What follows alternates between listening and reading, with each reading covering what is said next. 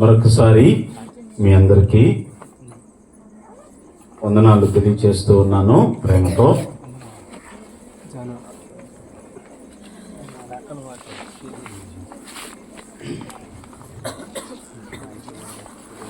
ఎక్కడ నేను అసలు పాట పాడను, ఇంతవరకు పాడలేదు.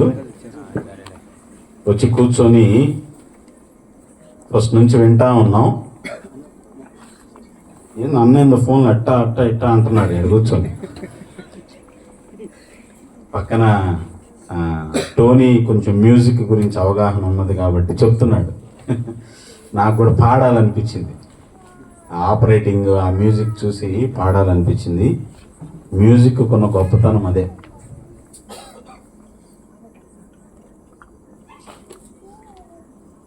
కొద్ది నిమిషాలు దేవుని మాటలు విందాము. 2012లో నేను కూడా ఇష్టం లేకుండా కష్టముతో తిట్టుకుంటా, మనసులో బయటికేమో మెచ్చుకుంటా, ఇలాంటి మీటింగ్లో కూర్చొని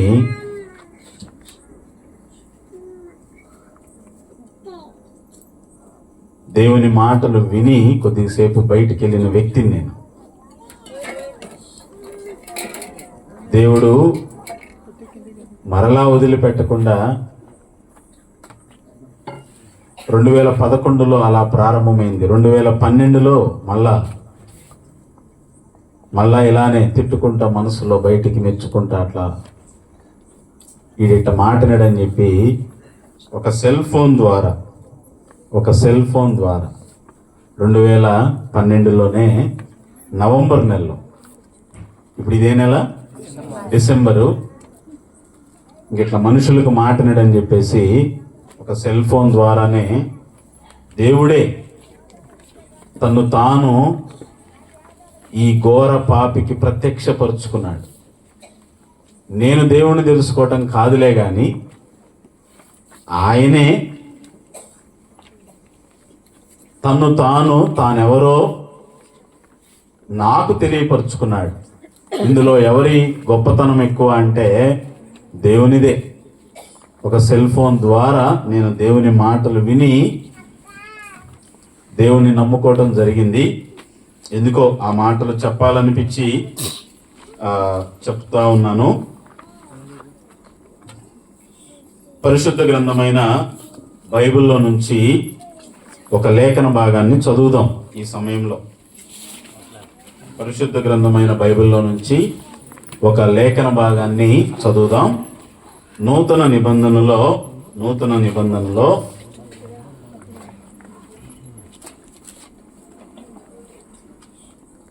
తిమోతికి వ్రాసిన మొదటి పత్రిక పేజ్ నెంబర్ 191, కొత్త నిబంధనలో 3వ అధ్యాయంలో 16వ వచనాన్ని చదువుదాం. తిమోతికి వ్రాసిన మొదటి పత్రిక 3వ అధ్యాయము 16వ వచనాన్ని చదువుదాం.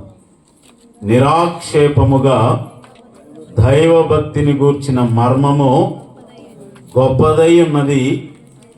ఆయన సశరీరుడుగా ప్రత్యక్షుడయ్యను, ఆత్మ విషయమున నీతిపరుడని తీర్పు నొందెను, దేవదూతలకు కనబడిను, రక్షకుడని జనములలో ప్రకటింపబడిను, లోకమందు నమ్మబడిను, ఆరోహణుడై తేజోమయుడయ్యను. నేను కూడా చిన్న మాట దేవుని సహాయం కోసం ప్రార్థన చేసి మనము లేఖన భాగంలోకి వెళ్దాం. తండ్రి, మీకు స్తోత్రం. నిష్ప్రయోజకుడు, వట్టివాడు, నీ పక్షాన నిలబడిన వాడు, మీరు బలము కలిగిన వాడవు, రక్షించగలిగిన వాడవు, సమర్థుడవు, శక్తిమంతుడవు. కేవలం మీ నోటి బోరగా వాడుకొని మీకు మాత్రమే మహిమ, ఘనత, ప్రభావాలు ఆరోపించుకోమని చేరువచ్చిన మీ బిడ్డలందరినీ ఆత్మ దేవుని స్వాధీనములో ఎక్కడ ఇబ్బంది లేకుండా చక్కగా వినగలిగేటట్లుగా మంచి మనస్సును మీరు అనుగ్రహించమని యేసుక్రీస్తు నామమున దీనుడనై ప్రార్థించి వేడుకుంటున్నాను తండ్రి, ఆమేన్.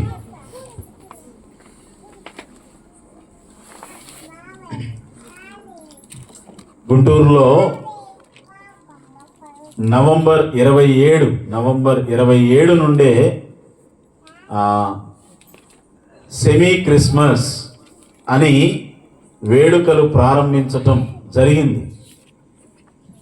గుంటూరు మెడికల్ కాలేజ్ దగ్గరలోనే మేము ఉంటాం. మాకు జస్ట్ ముందే గుంటూరు మెడికల్ కాలేజ్ ఉంటుంది. కన్నవారి తోటలో మేము ఉంటాం, 4వ లైన్లో. అక్కడ కొద్ది రోజుల క్రిందటే, డిసెంబర్ ఇంకా రాలేదు, కొద్ది రోజుల క్రిందటే సెమీ క్రిస్మస్ యేసుక్రీస్తు ప్రభు యొక్క జననాన్ని వారు వేడుకగా జరుపుకున్నారు. వైద్య వృత్తిలో ఉన్న వాళ్ళకి, ఆ పని చేస్తూ ఉండే వాళ్ళకి ఆ దేవుడు ఎంత గొప్పవాడో మానవుని యొక్క నిర్మాణ క్రమాన్ని చూస్తున్నప్పుడు అర్థమవుతుంది. ప్రతి సంవత్సరం గుంటూరు మెడికల్ కాలేజీలో చాలా చక్కగా, చాలా ఘనముగా దేవుని యొక్క జన్మదిన వేడుకలు జరుపుతూ ఉంటారు. ఒక గుంటూరులోనే కాదు, ఈరోజు కాకాణిలోనే కాదు, ప్రపంచములో కొన్ని వందల దేశాలు ఉన్నాయి. ప్రతి దేశములో ఈ వేడుకలు జరుపుకుంటూ ఉంటారు.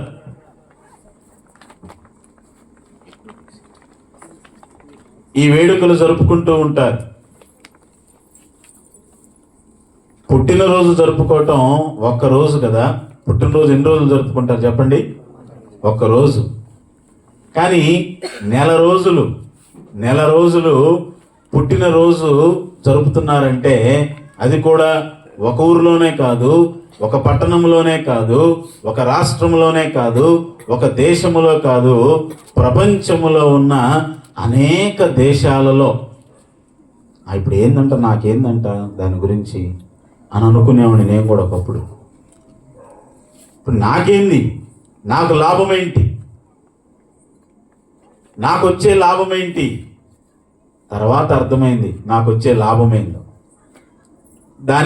ఆ మాటలు వినటం వల్ల మనకి కలిగే లాభం ఏంటో, మనకి కలిగే ప్రయోజనం ఏంటో తర్వాత అర్థమైంది కొద్దిగా వినటం స్టార్ట్ చేస్తే, ప్రారంభిస్తే. కాబట్టి మనం చదువుకున్న ఈ వచనములో కూడా నిరాక్షేపముగా అనే మాట ఉంది. అంటే దాని అర్థం ఏంటి? నిరాక్షేపముగా అంటే సందేహము లేకుండా. ఏమి లేకుండా? అప్పుడప్పుడు ఎట్టు అడుగుతుంటాను నేను, ఎందుకంటే నేను దేవుని సేవలోకి రాకముందు టీచర్గానే ఇంజనీరింగ్ కాలేజీలో ప్రొఫెసర్గా పనిచేశాను. స్టూడెంట్స్ ముఖాలు అర్థమైపోతాయి, వింటున్నారో విచిత్రంగా చూస్తున్నారో, అర్థమవుతుందో అర్థం కావట్లేదో, అట్లా ముఖాలు చూస్తే అర్థమైపోద్ది మీరు వింటున్నారో లేదో అని. నాకు అవగాహన కలగటానికి మధ్యలో ఏమడుగుతుంటా, నేను చెప్పింది మళ్ళీ చెప్పమంటుంటా, అంతే. నిరాక్షేపము అంటే ఏంటి? అమ్మయ్యా, ఏమి లేకుండా, సందేహం లేకుండా, అనుమానము లేకుండా, ఇంగ్లీష్లో అయితే డౌట్ లేకుండా. ఎన్నిసార్లు చెప్పలేవు, నువ్వు రావు పోలేదు అంటుంటారు కదా. సందేహం, అనుమానం, డౌట్. ఇక్కడ అంటున్నాడు, ఒక విషయం అనుమానము లేకుండా, సందేహపడాల్సినంత అవసరం లేకుండా ఒక విషయాన్ని ఆలోచన చేస్తే అర్థమవుతుంది అని అంటున్నాడు. ఈ విషయానికి సందేహపడాల్సిన అవసరం లేదు, అనుమాన పడాల్సిన అవసరం లేదు. ఎందుకంటే సాక్ష్యాధారాలతో మనము అర్థము చేసుకోగలిగిన మాటలతోనే ఈ విషయము వింటూ ఉంటే అర్థమవుతుంది. అర్థం కానిది కాదు. మనసు పెడితే చక్కగా, తేటగా, సూటిగా అర్థమయ్యేది. కాబట్టి సందేహపడాల్సిన అవసరం ఏమీ లేదు. నేను చిన్నప్పుడు నేను పెరిగిన వాతావరణంలో, నేను పుట్టిన వాతావరణంలో, నేను నడిచిన వాతావరణంలో చాలా సందేహాలు ఉండేవి ఈ విషయము గురించే. ఇంతకి ఏంటి ఆ విషయము అంటే, అక్కడ అన్నాడు కదా, నిరాక్షేపముగా దైవభక్తిని గూర్చిన మర్మం. ఏ విషయం అది? దైవభక్తి అంటే దేవుని ఎడల ఉండే భక్తి. ఇంగ్లీష్లో అయితే చక్కగా గాడ్లీనెస్ అని అంటారు. మన భారతదేశములో ఎన్నో రాష్ట్రాలు ఉన్నాయి, ఎన్నో జిల్లాలు ఉన్నాయి. మన భారతదేశంలో ఉన్న ప్రజలకి భక్తి ఎక్కువ. నేను కూడా పుట్టినప్పుడు మా అమ్మగారు అంటారు కదా, ఉగ్గి పాలు పోసి పెంచాన్రా నిన్ను అంటారు కదా. దాంతోపాటు భక్తి అనే వాతావరణంలో మమ్మల్ని పెంచారు. లెగిస్తే దేవుడు, పడుకోబోయే ముందు దేవుడు, వెళ్ళేటప్పుడు దేవుడు, బడికి వెళ్ళేటప్పుడు అయ్యా దేవుడికి దండం పెట్టుకొని వెళ్ళాలి. బడి నుంచి వచ్చిన తర్వాత క్షేమంగా వచ్చాం, దేవుడికి దండం పెట్టుకోవాలి. ఎందుకంటే మీరు మాకు చాలా ఆలస్యంగా పుట్టారు. ఎన్నో స్థలాలకు వెళ్ళి ఎంతో మందిని మొక్కితే మీరు పుట్టారయ్యా. మీరు సామాన్యంగా మాకు పుట్టలేదు. కాబట్టి మీరు చిన్ననాటి నుండే భక్తిలో పెరగాలి, భక్తిలో కొనసాగాలి, భక్తిని చేయాలి, భక్తిని ఆచరించాలి. ఇది చాలా గొప్పది అని చెప్పేవాడు.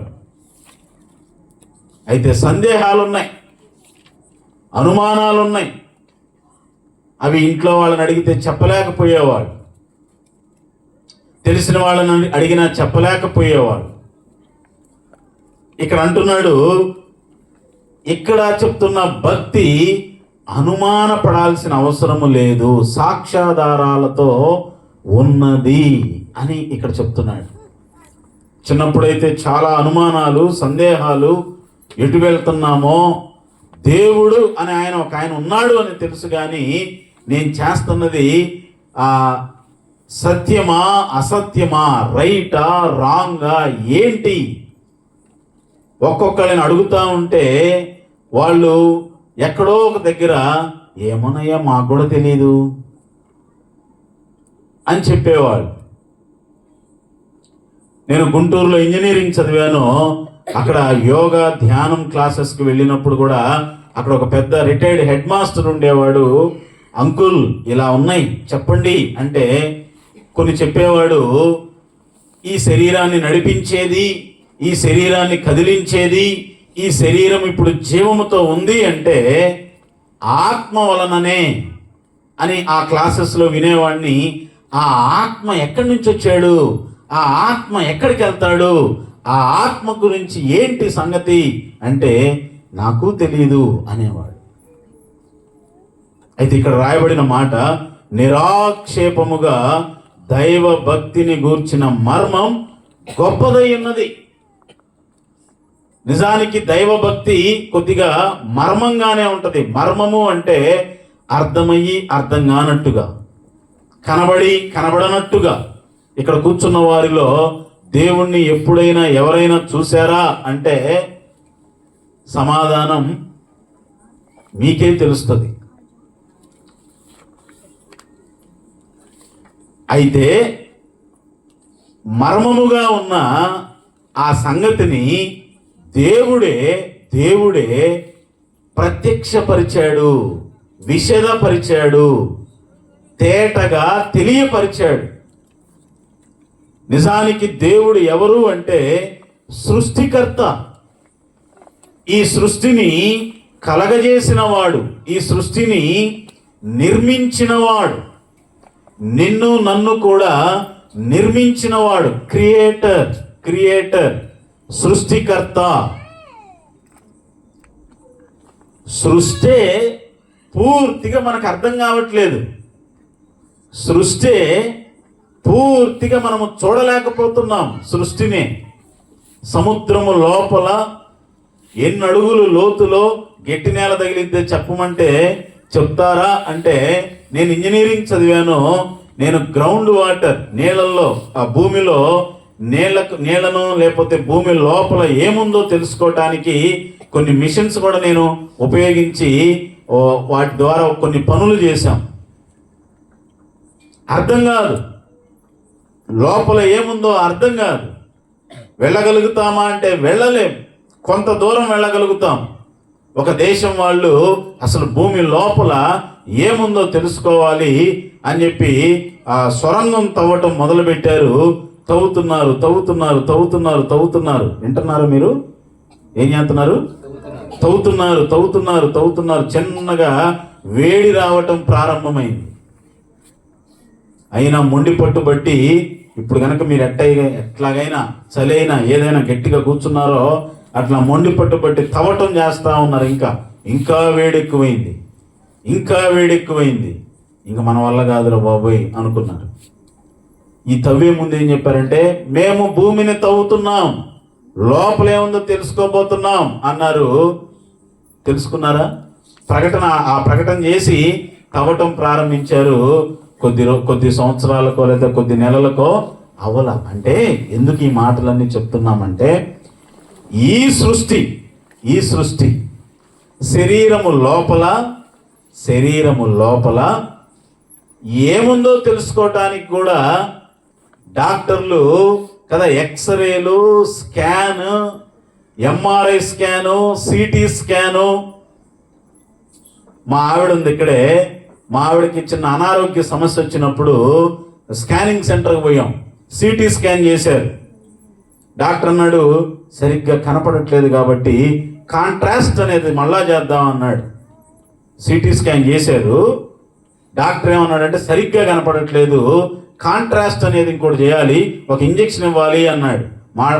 మా భార్య కూడా నర్సే. కాంట్రాస్ట్ చేశారు. మళ్ళా చూశారు, ఏం అర్థం కావట్లేదయ్యా అన్నారు. ఏముందో ఏం అర్థం కావట్లేదయ్యా అన్నారు. 7 నెలలు కొత్తపేట వెళ్ళని రోజు లేదు. చివరికి ఏమన్నారంటే ఏమీ లేదన్నారు.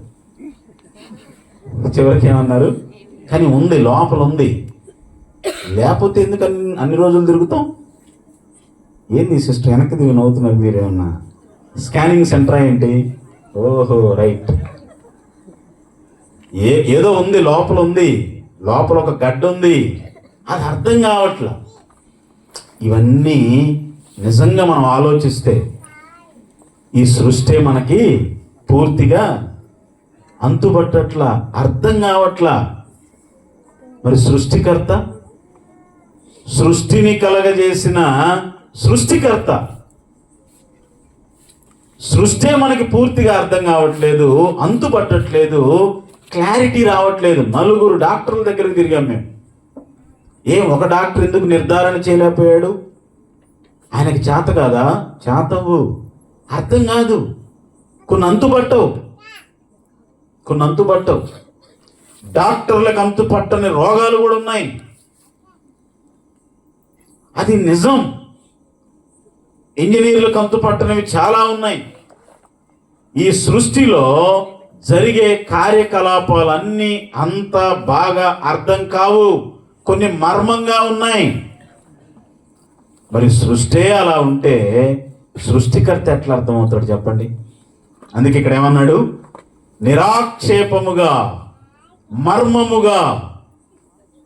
దేవుడనే ఆయన మర్మం అర్థం కాడు, కనబడడు. ఆయన ఎక్కడున్నాడో తెలియదు. ఆయన నివాసం చేసే స్థలం వేరు. ఒక్కసారి అందరూ అట్ట పైకి చూడండి. చూడగలిగిన వాళ్ళందరూ ఏం కనపడుతుంది? చల్లగుందా? ఎలా ఉందన్నాను నేను? ఏం కనపడుతుంది అన్నాను బాలరాజు? ఏం కనపడుతుంది? ఆకాశం. ఆ పైన ఎవరికి తెలుసు? అంతరిక్షం అంటున్నారు చదువుకున్న వాళ్ళు కదా. ఆ పైన మనకు కనపడేది ఒక్క ఆకాశం, కానీ చాలా ఆకాశాలు ఉన్నాయి, మనకి తెలియదు. వాటన్నిటిపైన ఉంటాడు దేవుడు. వీటన్నిటిపైన బైబిల్లో రాయబడిన మాట, ఆకాశ మహాకాశములు పట్టజాలని ఆయన నివాసం ఉండే స్థలం పరలోకం. పరలోకం, భూలోకం, పాతాళ లోకం, కింద భూమి, పైన నక్షత్రమే ఇంత కనపడుతుంది, సూర్యుడే ఇంత కనపడుతున్నాడు కదా. ఇక పైన అర్థం కాడు, సృష్టికర్త అర్థం కాడు. ఎందుకంటే ఆయన్ని మనం చూడలేం, ఆయన్ని మనం చూడలేం. చూస్తే కదా అర్థమయ్యేది. మర్మం అనే మాట ఎప్పుడు ఉపయోగిస్తారు? ఇప్పుడు నాకు మీరందరూ కనపడుతున్నారు, ఇక్కడ వెనకేముంది? కోపం వస్తుందా? టైం తక్కువే కదా అయింది. ఇక్కడ వెనకేముంది? చీకట. వెనక బ్లూ కలర్ లో క్లాత్ ఉంది, దాని వెనకేముంది? పట్ట వెనకేముంది? రోడ్డు ఉంది. కరెక్టే. ఎలా చెప్పగలుగుతున్నాడు? ఈ పట్ట లేనప్పుడు చూసావు. అదే మనం చూడలా. ఈ రోజు మనం ఇక్కడికి వచ్చాం, వీళ్ళంతా ఈ ఏరియా వాళ్ళే, మనం కొత్తగా వచ్చాం. వెనకేముందో మనకు తెలిసిద్దా? ఎందుకు? దాన్నే మర్మం అంటాం, చూడలేకపోతున్నాం కాబట్టి. అర్థమవుతుందా? నేను మీకు ఒక మాటను అర్థం అవ్వటానికి ఇన్ని మాటలు మాట్లాడాల్సి వస్తుంది. అదే మర్మం. మర్మము అంటే చూడలేము కాబట్టి అర్థం కాదు, చూడలేం కాబట్టి తెలుసుకోవటానికి ప్రయత్నం చేసిన కొంత అవగాహన కలిగిద్ది. అయితే ఇక్కడ రాయబడిన మాట, ఇట్లా సందేహాలు వస్తున్నాయి. ఈ సృష్టి మనకు అర్థం కావట్లేదు, సృష్టికర్త ఎలా అర్థమవుతాడు? అర్థం కాడు. ఆయన ఎవరో బైబిల్లో రాయబడిన మాట, అగోచరుడు దేవుడు. అగోచరుడు అంటే ఏంటి? ఘోర, అఘోరా కాదు, అగోచరుడు అంటే అర్థం కానివాడు. మరి ఎట్లా భక్తి చేయాలి? అర్థం కాని దేవుణ్ణి, చూడలేని దేవుణ్ణి, మన ఊహకు అందని దేవుణ్ణి భక్తి ఎలా చేయాలి? భక్తి ఎలా చేయాలి? ఆ భక్తిలో ఎలా కొనసాగాలి? ఇదే నాకు చిన్నప్పుడున్న డౌట్లు అవే. ఎలా చేయాలి? మా అమ్మేమో లేచిన కాడి నుంచి, అయ్యా ఉపవాసం ఉందామయ్యా, ఆ పని చేద్దామయ్యా, ఈ పని చేద్దామయ్యా, ఆడిపోదామయ్యా. నాకు అర్థం కావట్లేదు. ఎలా? ఇక్కడ అందుకే చెప్పాడు,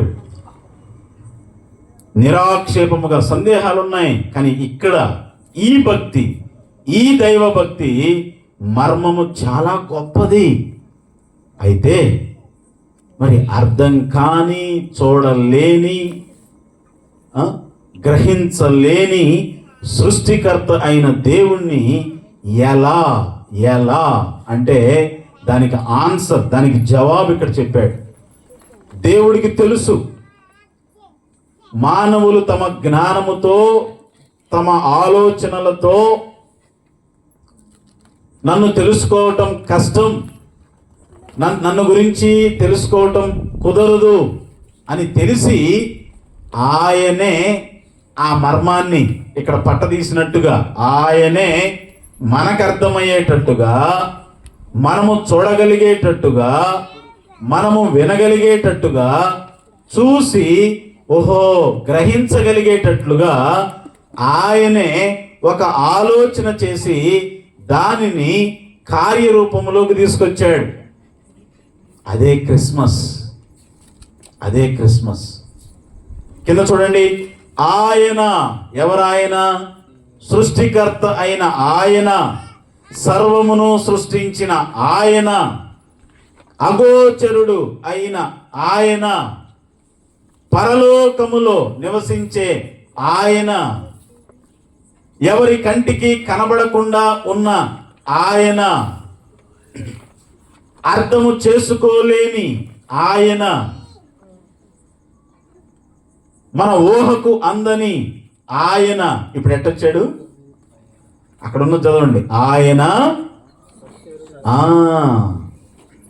ఆ మర్మము అది చాలా గొప్పదన్నాడు. మనకు అర్థమయ్యేటట్లుగా ఏం చేశాడు? ఆయన సశరీరుడుగా. సశరీరుడుగా అంటే ఏంటి? శరీరుడుగా అనొచ్చుగా. సశరీరుడుగా అంటే ఏంటి? వేరొక రూపములో రావచ్చుగా, వేరొక రూపములో రావచ్చుగా, జంతు రూపములో రావచ్చుగా, పక్షి రూపములో రావచ్చుగా, వేరొక ఆకారములో రావచ్చుగా. అలా వస్తే సందేహం ఉంటుందని అలా వస్తే ఇంకా మర్మముగానే ఉంటుందని, అర్థము కాదని సశరీరుడుగా. నువ్వు నేను శరీరములో ఉన్నాం, నువ్వు నేను శరీరధారిగా ఉన్నాం. అలా సశరీరుడుగా ప్రత్యక్షమయ్యాడు. ప్రత్యక్షమవటము అంటే ఆయన కనబడ్డాడు. అలా వచ్చి అలా పోవటం కాదు, దాన్ని ప్రత్యక్షమవటం అన్నాం. అదృశ్యుడయ్యాడు అంటాం. ప్రత్యక్షమై అదృశ్యుడయ్యాడు అని అంటాం. ప్రత్యక్షమవటం అంటే ఇంగ్లీష్లో చాలా చక్కని మాట వాడారు. అపియర్డ్ అంటే కనబడ్డాడు, కళ్ళతో చూస్తే కనబడ్డాడు. ఆయనే యేసుక్రీస్తు అనే పేరుతో ఈ లోకానికి వచ్చాడు. సశరీరుడుగా యేసుక్రీస్తు అనే నామముతో. దేవుడికి నామం ఉండదు, కానీ గుర్తుపట్టాలి కాబట్టి అర్థము కలిగిన నామముతో దేవాతి దేవుడైన ఆయన సశరీరుడుగా వచ్చినప్పుడు ఒక పేరు పెట్టుకున్నాడు. యేసుక్రీస్తు అనే నామముతో ఈ లోకానికి రావటానికి ఇష్టపడ్డాడు. విచిత్రం ఏంటంటే ఆయన ఇంకా ఈ లోకములో పుట్టక మునుపే, రాక మునుపే ఆయన పేరు ఖరారైంది. ఈ పేరు పెట్టాలని నిర్ణయించబడింది. ఎందుకంటే ఆయన ఉన్నవాడు. ఈ లోకములోకి సశరీరుడుగా రాకముందు ఆయన పరలోకములో ఉన్నవాడు, లేనివాడు కాదు, ఉన్నవాడు. ఆయన రూపం మార్చుకొని ఈ లోకానికి రావడానికి ఇష్టపడ్డాడు. ఏ రూపములో వచ్చాడు అంటే సశరీరుడుగా, శరీరధారిగా. ఈయన గురించి శరీరధారిగా వస్తాడని, సశరీరుడుగా వస్తాడని, ఫలానా టైంలో వస్తాడని ఈయన రాకముందే కొన్ని వందల సంవత్సరాలకు ముందే చెప్పేశారు. ప్రవక్తలు చెప్పేశారు. ఆయన ఎలా వస్తాడో, ఎందుకు వస్తాడో చెప్పేశారు. ఆ కాలము దగ్గర పడినప్పుడు, ఆ కాలము సమీపించినప్పుడు, ఈ రోజుకి 2025 సంవత్సరాల క్రిందట ఆయన వచ్చేసాడు. ఇప్పటికి 2025 సంవత్సరాలు సశరీరుడుగా యేసుక్రీస్తు అనే నామముతో ఈ లోకానికి వచ్చిన ఆయన 8000 సంవత్సరాల క్రితం వచ్చాడంటే 2025 సంవత్సరాల క్రితం వచ్చాడు. ఎక్కడికి వచ్చాడు? ఎలా వచ్చాడంటే సశరీరుడుగా వచ్చాడు. ఎక్కడికి వచ్చాడు అంటే లోకానికి వచ్చాడు. లోకములో కూడా ఎక్కడికి వచ్చాడు, ఎక్కడ పుట్టాడు అంటే ఆసియా, ఐరోపా, ఆఫ్రికా. ఈ మూడేంటి? ఖండాలు. మందే ఖండం? మంది తెల్ల ఖండం అంటారా? ఆసియా ఖండం. ఈ మూడు ఖండాలు, ఈ మూడు ఖండాలకి కరెక్ట్గా సెంటర్ మధ్య ఒక స్థలం ఉంది. అదే యెరూషలేం. ఇశ్రాయేలు అనే దేశం, యెరూషలేము అనే పట్టణం, బెత్లెహేము అనే గ్రామం. అక్కడికి వచ్చాడు. ఆ కాలంలో 3 ఖండాలు, తర్వాత 7 ఖండాలైనవి. ఆ 3 ఖండాలలో మనదొక ఖండం. యేసు ప్రభువారు వచ్చిన ఆ స్థలము కూడా మన ఖండమే. ఆసియా ఖండములోనే ఈ బెత్లెహేము ఉంది, యెరూషలేము ఉంది, ఇశ్రాయేలు దేశం ఉంది. ఇప్పుడు చెప్పండి, యేసు ప్రభువారు ఏ ఖండంలో పుట్టాడు? మన ఖండం అనండి, ఆసియా అనకుండా ఏమనాలి? చాలా మంది పరాయి అంటున్నారు. కాదు, నేను కూడా అన్నాను ఒకప్పుడు, తెలియనప్పుడు అంటాం, కానీ తెలుసుకున్నప్పుడు చెప్పక తప్పదు. ఆసియా ఖండంలోనే పుట్టాడు ఆయన. ఆసియా, అప్పటికి అమెరికా లేదు, ఏం లేదు. ఎప్పటికీ అందరు ఇంటర్నెట్టేనా? ఇంటర్నెట్టేగా. అప్పటికి ఏ దేశం లేదు? ఆసియా లేదు, అమెరికా లేదు, అప్పటికి ఇంగ్లాండ్ కూడా లేదు, అప్పటికి ఆస్ట్రేలియా కూడా లేదు, అప్పటికి భారతదేశం ఉంది. ఇప్పుడు చెప్పండి, ఈయన ఎవరి దేవుడు కాదు? అమెరికా దేవుడు. ఎందుకు? అప్పుడు లేదు మరి అమెరికా. 400 సంవత్సరాల కిందట అమెరికా వచ్చింది ఉనికిలోకి. ఇంగ్లాండ్ వాళ్ళ దేవుడు కాదు, అప్పటికి భారతదేశం ఉంది. భారతదేశం చాలా ప్రాచీన దేశం. ఇవన్నీ కథలా?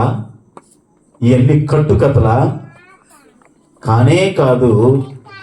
అవునా, నిజమా అని నువ్వు తెలుసుకోవాలని ఒక్కసారి హిస్టరీలోకి వెళ్తే ఇవన్నీ నిజాలు. నేను చాలా రెటమత్తపోండి, నేను చాలా మొండోడిని, నేను చాలా దౌర్భాగ్యుడిని. మనుషుల జీవితం అస్సలు ఎన్నో వినేవాడినే కాదు. కానీ అర్థమైంది, చెప్పట్లా? ఆయన ప్రత్యక్షుడయ్యాడు. కాబట్టి కనీసం ఆలోచన చేద్దాం. 2025 డిసెంబర్ 1వ తారీఖు అన్నా ఆలోచన చేద్దాం. 2012 నవంబర్లో ఆలోచన చేయటం స్టార్ట్ ప్రారంభించా.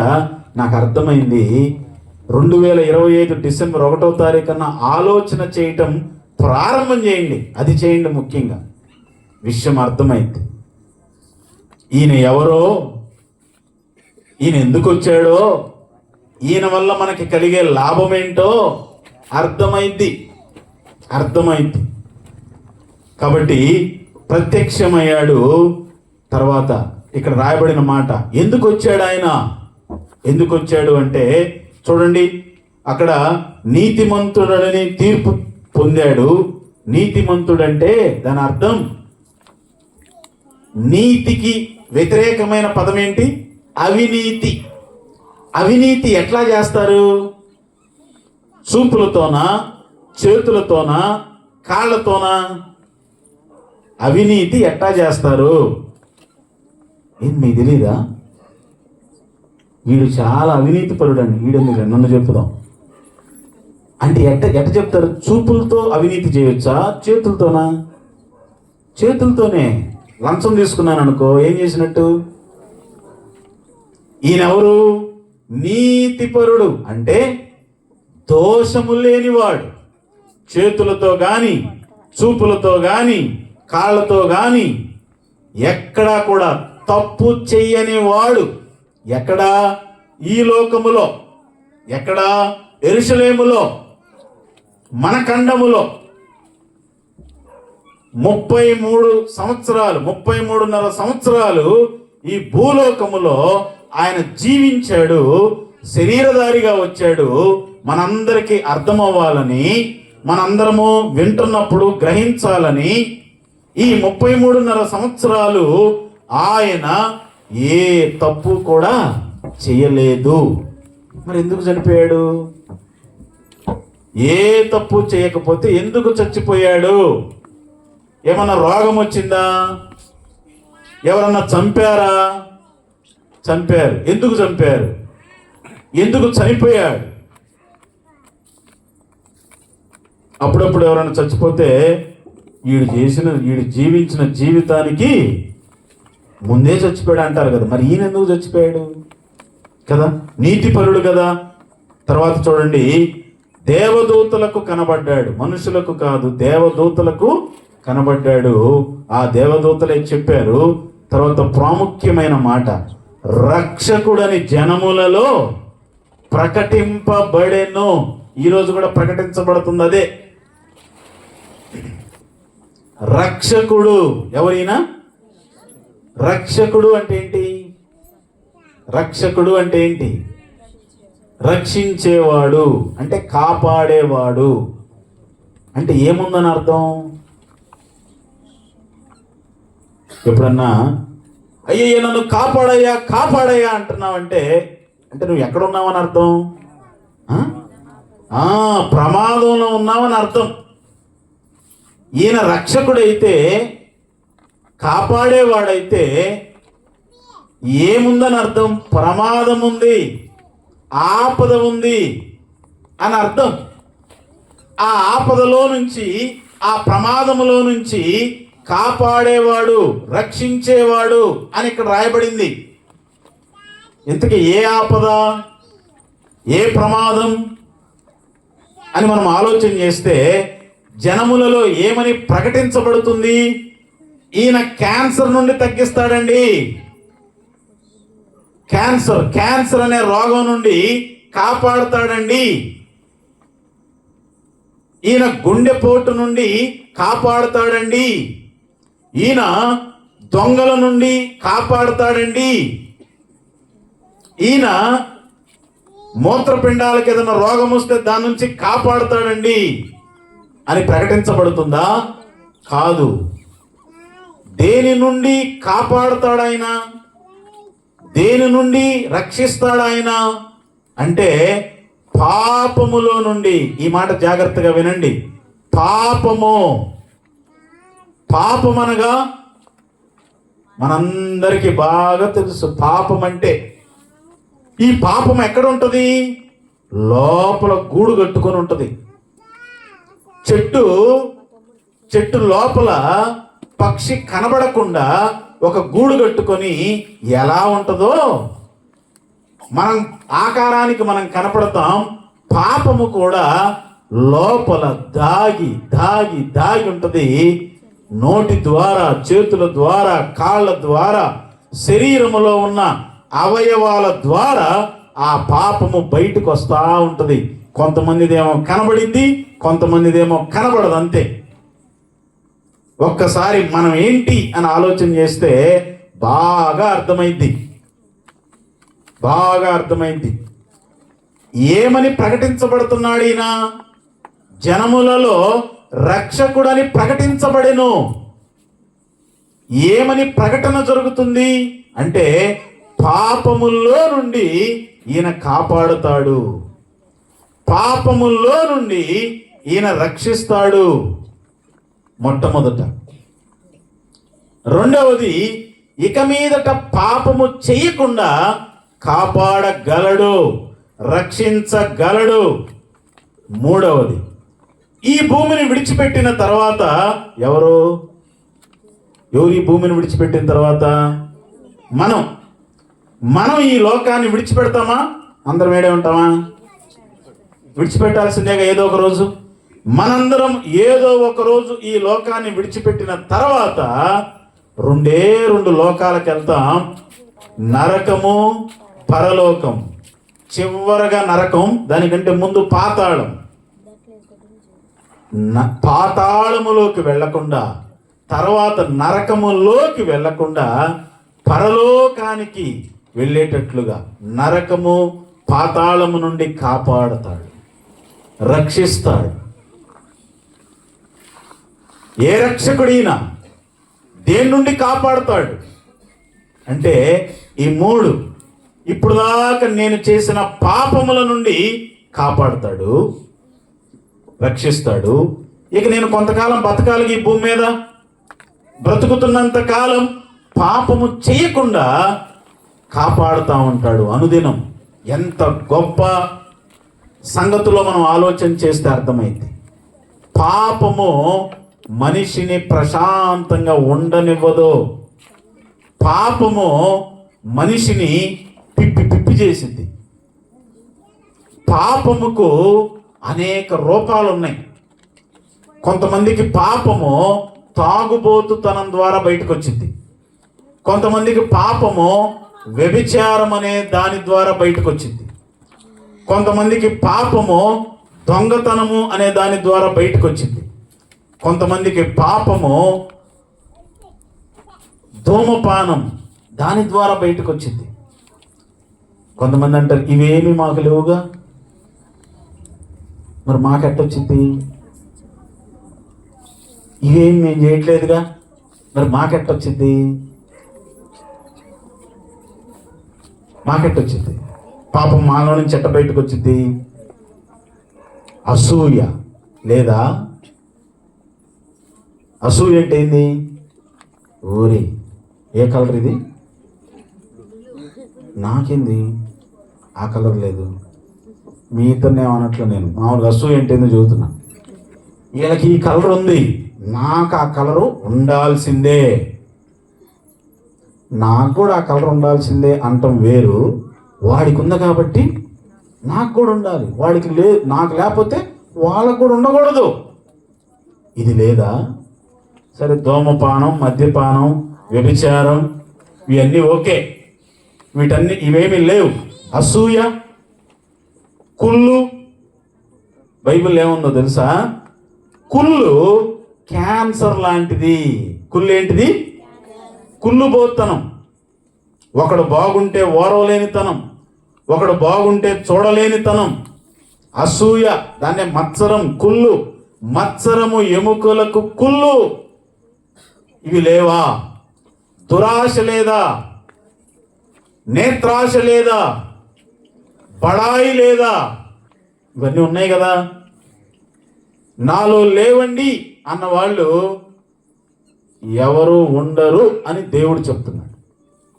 వ్యభిచారం లేకపోవచ్చు, దొంగతనం లేకపోవచ్చు, తాగుబోతుతనం లేకపోవచ్చు, ధూమపానం లేకపోవచ్చు, కానీ ఇప్పుడు మనం చెప్పుకుంటున్నామే దురాశ, అసూయ, నేత్రాశ, జీవపు డంబం, ఇవి లేవు. అన్నీ ఉండకపోవచ్చు, కానీ ఏదో ఒకటి ఉంటుంది. ఇవి లేవు అన్న వాళ్ళు ఎవరు ఉండరు అని దేవుడు గ్రంథములో రాయించాడు. నాలో అయితే ఒకప్పుడు పుష్కలంగా ఉన్నాయి. నేను ఓపెన్ గానే చెప్తా. నేను ఇక మరణిద్దాం, అబ్బో వీటన్నిటిలో నుంచి బయటికి రాలేమో, ఇక చచ్చిపోతే బాగుంటుందేమో అని అనుకున్న సమయంలో ఈయన నాకు ప్రత్యక్షమయ్యాడు. అంటే కనపడ్డాడని కాదు, తన వాక్యాన్ని నా దగ్గరికి పంపించాడు. కాబట్టి రక్షకుడు పాపం పాపం పాపం మనిషిని పాడు చేస్తుంది, పిప్పి పిప్పి చేస్తుంది. ఎన్ని కుటుంబాలలో ఈ పాపం వల్ల మనశ్శాంతి లేకుండా ఉంటుందో బాగా తెలుసు మనకి. బయటికి ఏదో బాగుంటాం, బయటికి ఏదో నవ్వుతున్నట్టుంటాం, బయటికి ఏదో సంతోషంగా ఉన్నట్టుంటాం, లోపల ఉంటుంది పరిస్థితి అంతా. కొద్దిగా వయసు వచ్చిన వాళ్ళ నుండి చనిపోయే ముసలి వాళ్ళ వరకు ఈ పాపం అనే రోగం ఉంది. ఈయన ఎవరు అంటే ఈ పాపము నుండి రక్షిస్తాడు. ఇక మీదట పాపము చేయకుండా కూడా రక్షిస్తాడు. భవిష్యత్తులో నరకము నుండి రక్షిస్తాడు. అందుకే ఈయనకి రక్షకుడు అనే పేరు ఉంది. రక్షకుడు అనే జనములలో ప్రకటింపబడుతుంది.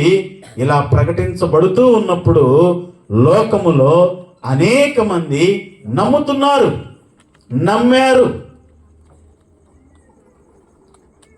పాపము నుండి. ఈ పాపము నుండి ఎలా రక్షిస్తాడు, ఎలా కాపాడుతాడంటే, చిన్నప్పుడు నేను 8వ తరగతి 9వ తరగతిలో ఉన్నప్పుడు, తర్వాత ఇంజనీరింగ్ చదువుకునేటప్పుడు రెండు శ్లోకాలు బాగా కంఠస్థం చేపించేవాళ్ళు.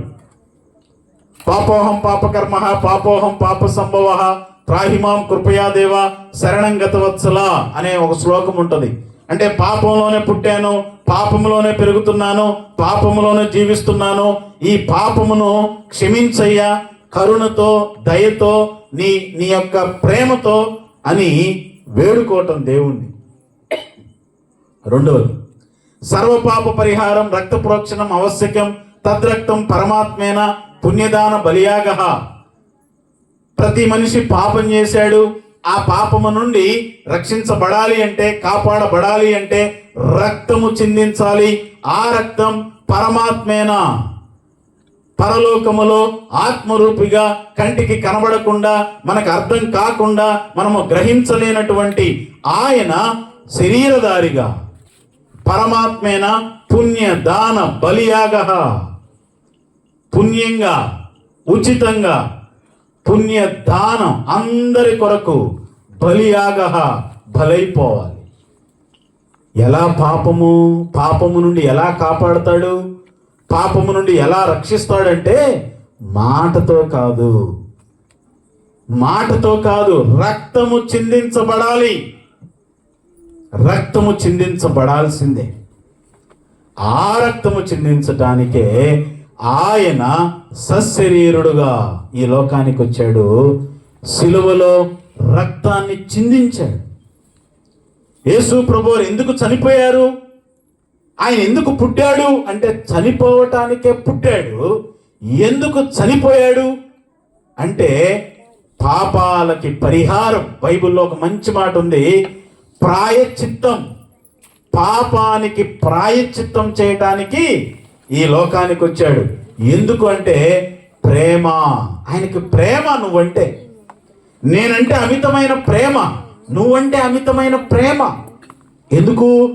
నిన్ను తల్లి గర్భములో కష్టపడి నిర్మించిన వాడు ఆయనే. నన్ను మా అమ్మ గర్భములో కష్టపడి నిర్మించిన వాడు ఆయనే. మనందరం పాపములోనే పుట్టి, పాపములోనే పెరుగుతూ, పాపములోనే జీవిస్తూ, పాతాళానికి వెళ్లకుండా పరలోకానికి వెళ్ళాలని ఆయనకి ఇష్టం. అందుకే ఆయన ఇలా వచ్చాడు. ఈ భక్తి గొప్పది. మర్మమే దాన్ని ఆయన తీసేశాడు, అర్థమయ్యేటట్టు చేశాడు. రక్తము చిందించి ఆ రక్తములో దాగి ఉన్న పాపాన్ని కడిగేస్తాడు. దాగి ఉండే స్థలం హృదయం. గుండె వేరు, హృదయం వేరు. స్కానింగ్ సెంటర్కి వెళ్తే గుండెను స్కానింగ్ చేస్తారు, హృదయాన్ని ఎవ్వరు స్కాన్ చేయలేరు. దాన్ని స్కాన్ చేయగలిగింది, హృదయాన్ని చూడగలిగింది దేవుడే. హృదయం ఉంది, మనస్సు ఉంది. ఆత్మకు సంబంధించిందే హృదయం, మనస్సు. ఆ స్థలములోనే పాపము గూడు కట్టుకునుంది. పాపముంది, చెడుతనం ఉంది. అక్కడ యేసు ప్రభు రక్తముతో ఆయన శుభ్రం చేస్తాడు. ఇది నేను అనుభవపూర్వకంగా చెప్తున్నా. నేను ఇట్లా బహిరంగంగా ఉన్నా, ఇప్పుడు 2 మాటలు చెప్పక తప్పదు. దేవుడు నన్ను ప్రేరేపిస్తూ ఉన్నాడు. వ్యభిచారం అనే కోపములోకి వెళ్ళిపోయాయి. ఇంజనీరింగ్ చదువుతున్న టైంలో నేను ఆ ఊబిలోకి వెళ్ళిపోయాను. మళ్ళా క్లాస్ ఫస్ట్, యూనివర్సిటీ ర్యాంక్, కానీ ఎవరికి తెలియని జీవితం. నా స్నేహితులతో కలిసి మందు తాగే దాంట్లో కూడా బాగా ఊబిలోకి వెళ్ళిపోయాను నేను. ఘోరమైన పాపం. నేను ఎప్పుడైతే ఈ మాటలు విన్నానో, ఓహో, హృదయాన్ని శుద్ధి చేస్తాడు యేసు ప్రభు తన రక్తముతో అని నేను విన్నానో, ఆ సెల్ ఫోన్ ద్వారా నేను అక్కడే, నువ్వు నిజమైన దేవుడు అయితే, నువ్వు నిజంగా రక్షించేవాడివైతే, నువ్వు నిజంగా పాపములో నుండి బయటకు తీసుకొచ్చేవాడవైతే, నన్ను ఇక నా హృదయంలో ఉన్న పాపాన్ని తీసి నన్ను శుభ్రం చేయి, ఇక మీదట కూడా పాపము చేయకుండా సహాయం చేయని నేను అడిగినప్పుడు నా హృదయములో ఉన్న పాపాన్ని, చెడుతనాన్ని తీసేశాడు. నాకెంతో నెమ్మది కలిగింది.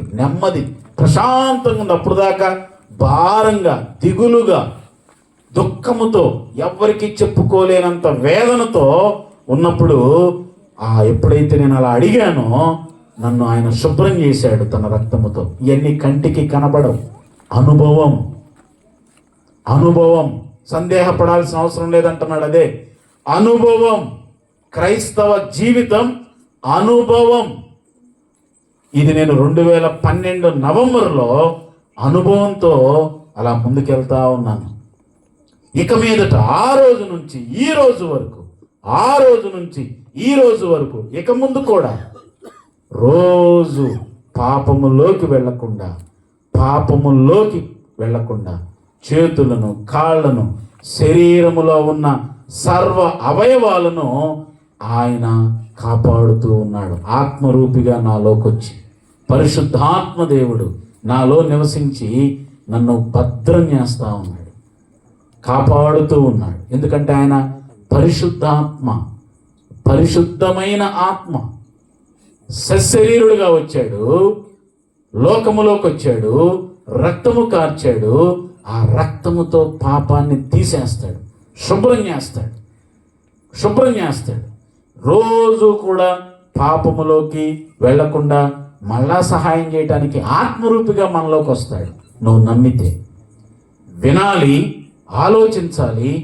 నమ్మకము కుదురుతూ ఉంటే, నమ్మాలి అని నీకు అనిపిస్తూ ఉంటే ఏం చేయాల్సిన పనిలే. నువ్వు ఉన్న చోటే ఇలా నేను అప్పుడు చెప్పిన మాటలే చెప్పొచ్చు. అనుభవం. జనములలో రక్షకుడని ప్రకటింపబడిన లోకములో నమ్ముతున్నారు చాలామంది. కుల, మత, జాతి, రంగు, వర్ణ భేదాలు లేకుండా. మీకు తెలుసా, క్రీస్తు శకం 50లో ఇలా లోక రక్షకుడని యేసుక్రీస్తు ప్రభువారు రక్షించేవాడని, నరకము తప్పించేవాడని, పాపములో నుండి బయటికి తీసుకొచ్చేవాడని ప్రకటన చేస్తూ మన భారతదేశానికి, కేరళ అనే రాష్ట్రానికి క్రీస్తు శకం 50లోనే వచ్చాడు. తోమా అనే ఒక ఆయన శిష్యుడు. ఈరోజు కూడా తమిళనాడు వెళ్తే ఆయన సమాధి ఉంటుంది. నిరాక్షేపముగా, సందేహపడాల్సిన పని లేదు, సాక్ష్యాధారాలు ఉన్నాయి, నమ్మదగిన మాటలు ఇవి. జీవితం బాగుపడిద్ది.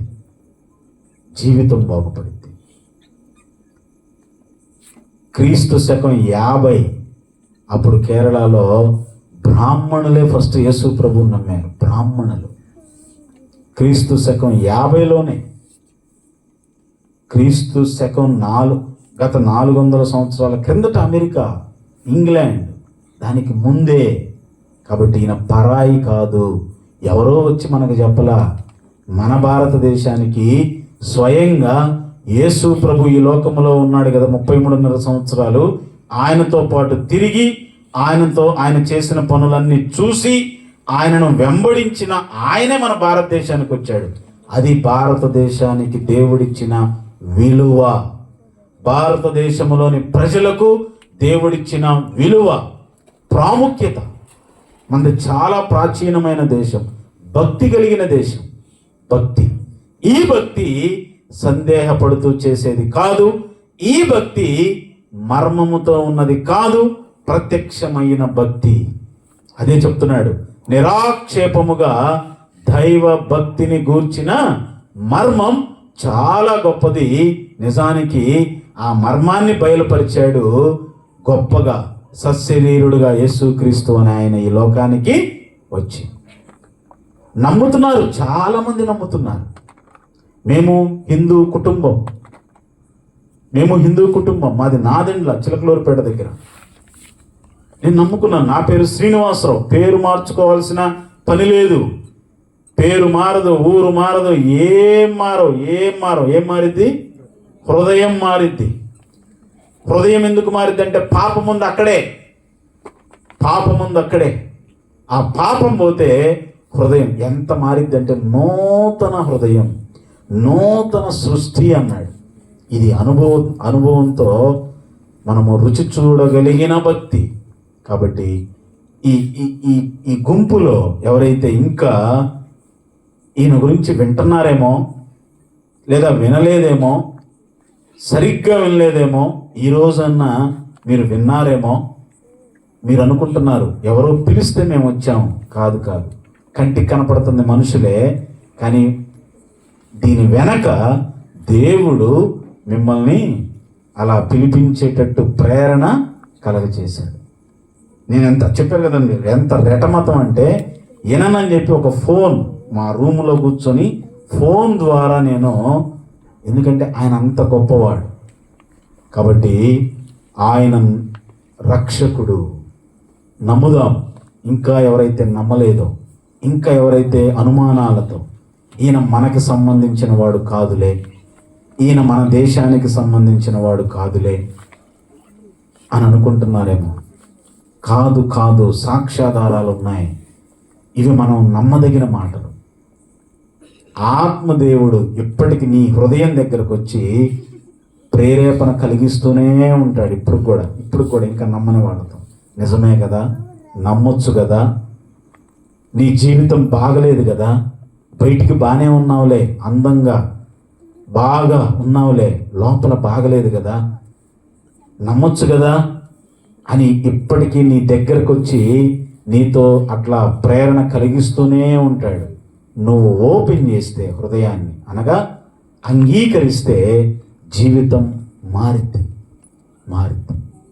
అలా ఎవరైనా ఇంకా ఇక్కడ ఉన్న వారిలో కానీ, దూరం నుంచి వింటున్న వారిలో కానీ ఎవరైనా అలా ఉంటే దయచేసి అందరం కళ్ళు మూసుకుందాం. ఒక్క నిమిషం ఎవ్వరు దిక్కులు చూడద్దు. ఇలా ఎవరైనైతే దేవుడు ప్రేరేపణ కలిగిస్తూ ఉన్నాడో, బలవంతమేమీ లేదు, ఏమీ లేదు, నీకు అర్థమయ్యేటట్టు ఆయన నీతో మాట్లాడుతూ ఉంటే